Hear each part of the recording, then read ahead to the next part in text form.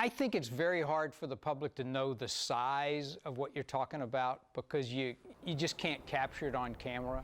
And flying into the crater, you know, people at home just see this lump of a mound starting to grow inside the crater. But when you got in there, it's big.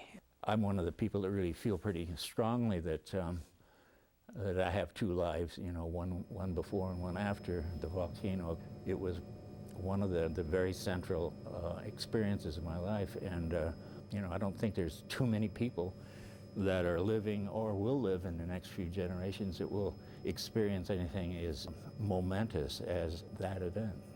We were up the day that it happened. As soon as we were in the air, we knew this was different.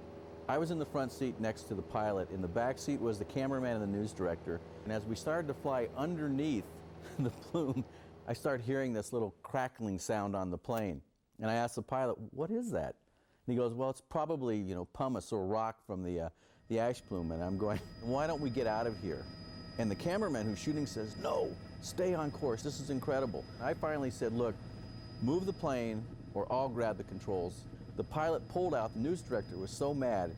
He said, "You're fired." The pilot turned to us and said, "We would have died."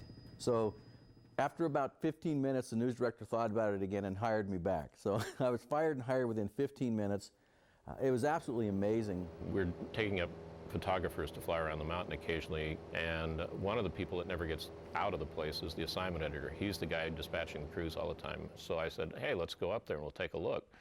And so we arranged, got a nice Saturday where the weather was pretty nice, and flew up to Mount St. Helens, flew right over the top of the two craters that were available at that time, and got some great, you know, pictures and everything else, and got back home, and it was the next morning at 8:32 when that thing erupted.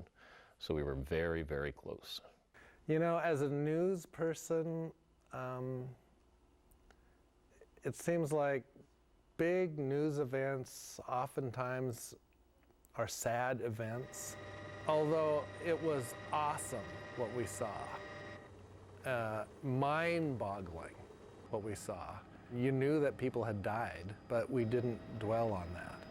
It was just the facts.